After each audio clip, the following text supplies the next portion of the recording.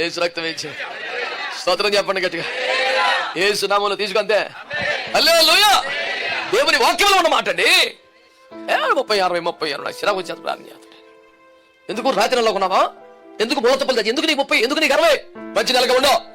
దైవజనుడి చేతికి అప్పగించుకో. స్తుతి అనుభవంలో దున్నబడు. మహిమల ఉపదేశం అనే మంచి విత్తనాలు నాటమని. ఒక్క వర్షం పడిందంటే యేసు రక్తం ఇచ్చే హల్లెలూయా. దేవుడు సమృద్ధిగా పంటనివ్వాలి. ఆమేన్. దేవుని మూలముగా పుట్టినవాడు తను ఏం చేసుకుంటాడు? ఓరి బాబాయ్, ఆరేసిన ఖర్చు కూడా భద్రపరిచేద్దాం. అది కూడా పోకూడదు. 10 రూపాయలు కొన్ని అప్పటికి 500 రూపాయలు కానీ ఎక్కువ దాన్ని వాడేసావు. అయినా సరే నేను డబ్బులు పెట్టుకున్నాను. చాలాసార్లు చెప్పాను. ట్రైన్లో ఈనాడు పేపర్ కొనుక్కొని 5 రూపాయలు పేపర్ కొనుక్కొని 500 రూపాయలు విలువ దాన్ని చదివి చేతిలో పెట్టి దీపాలు మా స్టేషన్ వచ్చేసి నువ్వు చదివేసావు కదా నేను కొనుక్కున్నాను. దాని ఇంటికి ఏం చేస్తాడు? ఎలమర్లు వేస్తాడు, చెత్త పొట్టలో కట్టుకుంటే వేసుకుంటాను. దానికి ఎంత వాల్యూ?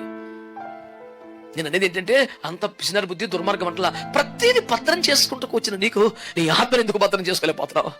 విలువ పెట్టి కొనబడ్డవాడిని కాదా? దానికోసం ప్రాణం ఇవ్వలేదు యేసు ప్రభు.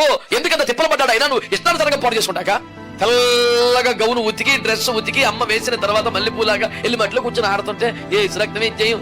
ఓ నా చక్కని నేను ముద్దు పెడతా గోపలు వాయించి ఇది పట్టుకొని అరే ఎంత కష్టపడి తెల్లగా ఉతికి తినికి సోయి ఉంటలేదా అని పేపర్ ఒక్కటి జరిగితే ఈ గౌను తర్వాత చూస్తుంది, ముందు దాన్ని ఉతికేసింది కదా. అవి పడకేలా గెడుతున్నాం. ఇప్పుడుగా తప్పులు తగిలియా? సెట్ అయిపోయావా? అయితే సంతోషమే. లేకపోతే ఏ తూర్పు గాలి సముద్రాలు చీల్చి మార్గాన్ని ఏర్పాటు చేసిందో అదే తూర్పు గాలి తర్షీషు ఓడలు పగలగొట్టదని వాక్యం ఉంది. తమాషా కాదు. ఆయన తూర్పు గాలి రేపి సముద్రమును చీల్చాను, పూరాలు రప్పించాను. అదే తూర్పు గాలి రేపి తర్షీషు ఓడలు పగలగొట్టాను. ఏం తమాషా చేస్తున్నావు? అయింది. దేవుని సన్నిధికి దూరంగా కొంచెపోతున్న తర్షీషు ఓడల్ని, సేవకుని ఎత్తుకుపోయే తర్షీషు ఓడని, మినిస్ట్రీ పాటు చేసే తర్షీషు వాళ్ళని ఉంచుతాడా? బద్దలు కూడా బారెత్తాడు. యేసు రక్తం వేయించి. హల్లెలూయా, హల్లెలూయా. దేవుని సంగమా, దేవుని ప్రజలారా కాపాడుకో. దేవుని మూలముగా పుట్టినవాడివైతే భద్రపరచుకోవడం రావాలి నీకు. అదాగా పడిపోతాం, చెడిపోతాం, నాశనం అయిపోవటం. కాపాడు ప్రభా, కనికరించు ప్రభా. ఇలా దుష్టుని బీజం ఉందా? దైవిక బీజం లేదా? క్షయమైపోయే బీజంలో ఉన్నవా? దుర్బీజుడువా? నీతి మూలముగా ఆత్మలుగా తిరిగి జన్మించలేదా? వాక్యాన్ని బట్టి నువ్వు మారుమనసు పొందినవాడివి కాదా? నీలో మార్పు, నీ ఫీలింగ్, ఎమోషన్ నిజంగా దేవుని ఆత్మకార్యమా?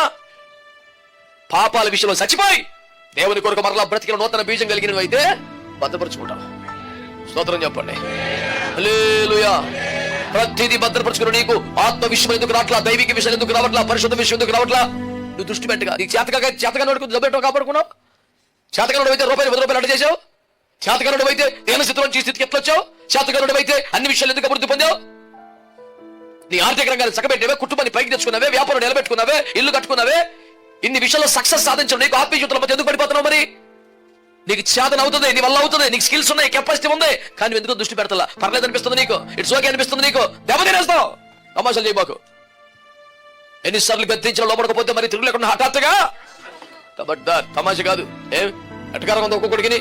పదాక కరగబట్టం, కన్నీరు కాల్చడం, మళ్ళీ అదే రూపాయలు పడిపోవడం, అదే రుచులు పడిపోవడం, అదే సినిమాలు పడిపోవడం, అదే ఫోన్లో పడిపోవడం, అదే చెత్త సైట్లు చూడటం. ఏం బుద్ధి ఉండక్కర్లేదండి. అని కూడా భారతాడు తప్పులు చేయటం ఆ వంతు దయ చూపటి నీ వంతు అని. ఏ పని ఎట్లేదంటే నీకు దేవుడు అంటే అంత సుఖం ఉందా? దేవుడికి డ్యూటీ చేస్తున్నావు నువ్వు. ఎలాగ చెడిపోతాను కడుగుతా కూర్చోని ఏంటది? మీ అమ్మ దగ్గర నాన్న దగ్గర అట్టగా గోగులు భాషపతి ఇప్పటికి అంతకన్నా తక్కువ దేవుడు.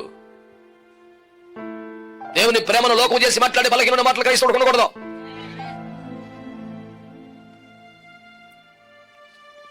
ఒక భక్తుడు మంచి పాట రాసి అంటాడు, ప్రేమించావా నన్నే నీవు, ప్రేమకు తగిన జీవితం అడిగి అన్నాడు. 1 రూపాయల పాట. పిచ్చకపోయిన ఏం రాసావయ్యా? ప్రేమకు తగిన జీవితం అడిగి ఇంకేం అడగలేదంట ఆయన. నాకు ఎంత చేస్తావు? నాకు చర్చికి ఏం చేస్తావు? నా ప్రేమకు తగినట్టుగా బతుకునే చాలు అన్నాడంట. నేను చాలాసార్లు సంఘంలో చెప్పాను, మరోసారి చెప్తున్నాను. ఒక సభలో దైవజనుడు దేవుని కొరకు నీకోసం ప్రాణం ఇచ్చాడు యేసయ్య. యేసు ప్రభు కోసం చనిపోవడానికి, ప్రాణం ఇవ్వడానికి ఎంతమంది సిద్ధంగా ఉన్నారంటే మొత్తం చేత ఎత్తేసి ఒకటి చేయట్లేదంట. భాష తీటరా, నీ కృతజ్ఞత లేదు, దేవుడి కోసం చచ్చిపోవడం నేను సాగు ఉన్నాడంట. మరి ఏంట్రా అంటే దేవుని కోసం బతుకుతాను అన్నాడంట. అదేంటంటే దేవుని కోసం చావడం చాలా ఈజీ, దేవుని కోసం బతకడం చాలా కష్టం. దేవుని కోసం చచ్చిపోవడం 1 సెకండ్ కదండి, అయిపోయింది. దరిద్రం వదిలిపోయింది, ప్రత్యేకంగా మహిమలు కూర్చోవడం వెళ్ళిపోయి. దేవుని కోసం చనిపోవడం చాలా అసలు, దేవుని కోసం బ్రతకాలంటే చాలా కష్టం. ప్రతి క్షణం పవిత్రంగా బతకాలి, జాగ్రత్తగా బతకాలి, పనికి మళ్ళీ లేకుండా, వేషాలు లేకుండా, దొంగ బతుకు లేకుండా, నటన లేకుండా, కడుపులో కరెక్ట్గా చేయాలి. ఇది చాలా కష్టం కదా.